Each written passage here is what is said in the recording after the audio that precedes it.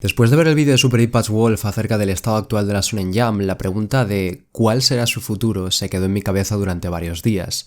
One Piece está en su recta final, aunque le queden años por delante. Boku no Hero Academia no está teniendo un desarrollo tan importante como se esperaba para convertirse en uno de esos Big Three como eran antes. Y series como The Promised Neverland o Kimetsu no Yaiba están a punto de acabar. Y es raro, porque desde que sigo este mundillo de forma más o menos constante, muchas series iban y venían, pero siempre teníamos esas piedras angulares, inamovibles, que eran One Piece, Naruto y Bleach. Y hoy en día solo queda una de esas tres en publicación, y a esta última, después de más de 20 años, no le queda mucho más tiempo. Está claro que hay mucho manga más allá de la Shonen Jump, pero sin duda esta revista es aquella que más gente mueve, más impacto tiene y la que, queramos o no, define nuestra cultura. Un autor o autora puede pasar de ser un completo desconocido a un fenómeno mundial si su historia se ve publicada y se mantiene en la Shonen Jump. Todos hablaremos de ella, las convenciones se llenarán de cosplays de sus personajes y todas las empresas de merchandising venderán cualquier producto con su cara. Me reafirmo, formarán parte directa de nuestra cultura. Entonces la pregunta es, con dos de los grandes pilares de la Shonen Jump fuera y los demás al borde del precipicio, ¿qué nos espera? ¿Black Clover? ¿Jujutsu Kaisen? Bueno, esas historias siempre van a estar ahí, van a ser la estela de la revista, ya que el formato se ha ido cuidando y refinando durante años, pero sinceramente hay dos obras que me hacen tener esperanza en que la revista va a tomar riesgos y aventurarse a otros caminos más adelante. Historias que mantienen la carcasa, el brillo especial que tienen las obras de la Shonen Jump, pero con un relleno amargo, la primera vez que lo pruebas al menos, pero al que vas cogiendo el gustillo con los siguientes bocados. La primera obra de estas es ACT-AGE.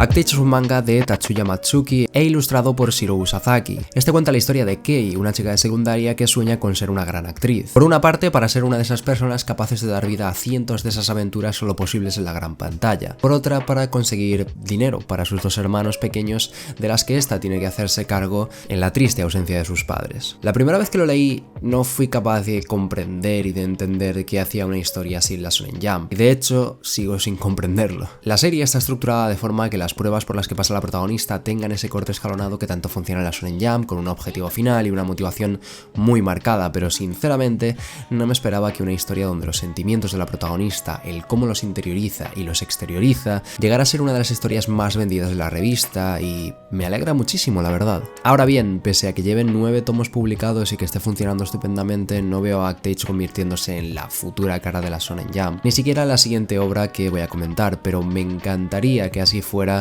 o que al menos las próximas series aprendieran de estas y fueran en la misma dirección. Hablemos de Chainsaw Man.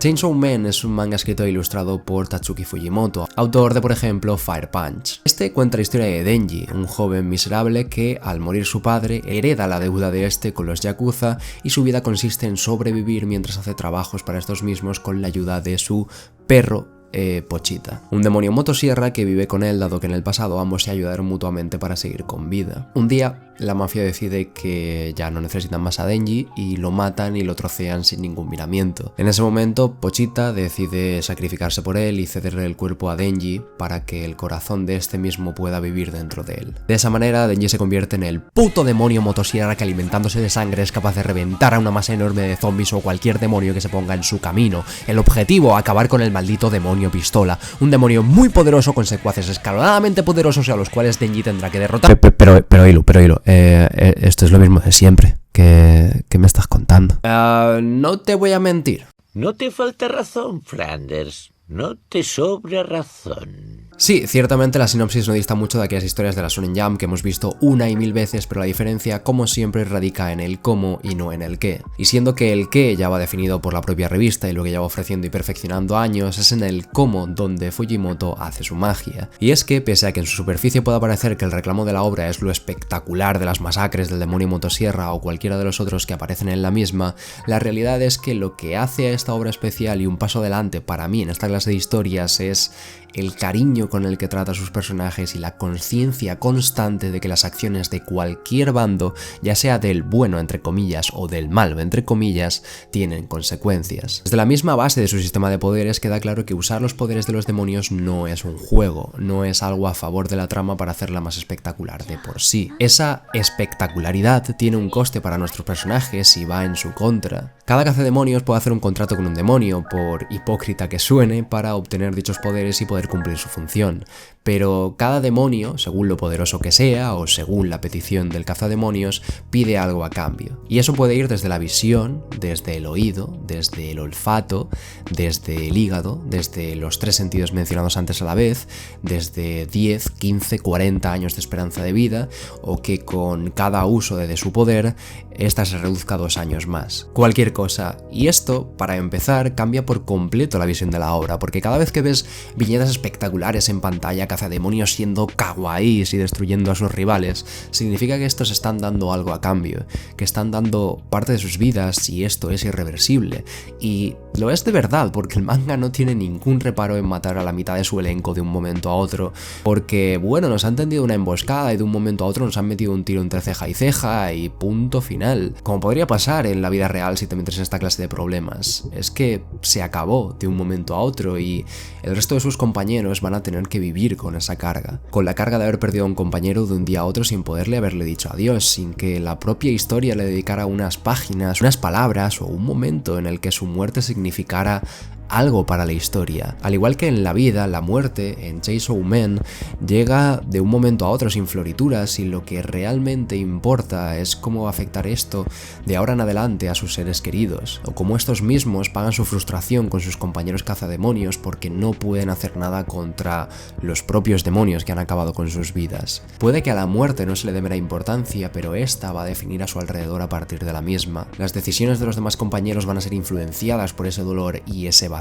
Ni siquiera estoy hablando del protagonista, y con esto ni siquiera me refiero solamente a los buenos entre comillas de la trama, a los que la protagonizan. Hay un capítulo en concreto que me parece desgarrador, aunque se centra en un enemigo que apenas conocemos y en un personaje más que secundario en la trama. Por lo tanto, lo que voy a decir a continuación sí es spoiler, pero no os desvela nada importante de la trama. Vosotros mismos.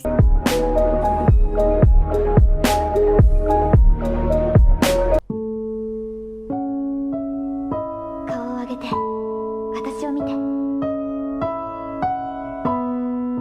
下ばかり向いてるから。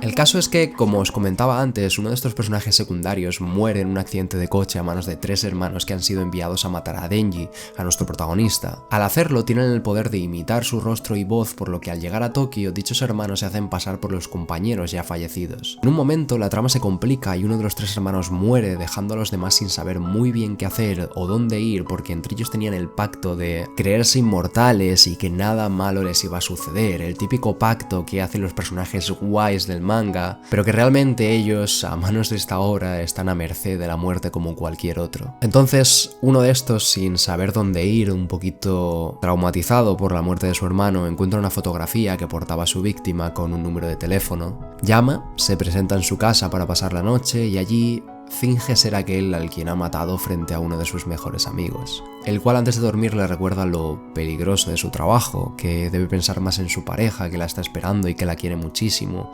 o en sus padres que quieren volver a verle. Dicho, entre comillas, hermano malvado que viene a asesinar a cualquier enemigo, rompe a llorar, pidiendo disculpas por lo que ha hecho.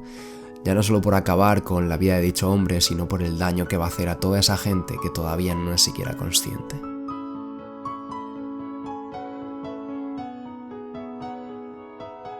Y por ese y muchos otros motivos, Chainsaw Man me parece la dirección más certera que podría tomar la Shonen Jump. Sin dejar a un lado el formato que tanto han perfeccionado y tanto nos atrapa, pero sin dejar a un lado tampoco los personajes, motivaciones y lo que nos hace humanos. Y oye, que sí, que esto es manga, que esto es ficción, queremos historias que nos hagan desconectar de nuestro mundo, de la miseria que vivimos el día a día, pero amo esas historias, o sea, amo que estas historias crucen la barrera de lo que es posible en nuestro mundo, pero necesito que nuestros personajes mantengan cierta conexión, cierta correlación con cómo somos como personas y cómo lidiamos con nuestros problemas, miedos, anhelos y sueños, tanto en lo bueno como en lo malo, para poder empatizar con ellos, para poder formar parte de ellos. Y Chainsaw Man lo hace increíble, empleando tiempo a solas con su protagonista, hecho una bola y queriendo poder soñar, tener anhelos más allá de lo que es su vida ahora mismo, y pese a que el manga siga siendo increíblemente gamberro y excéntrico, haciendo que, por ejemplo, el anhelo principal de nuestro protagonista Denji sea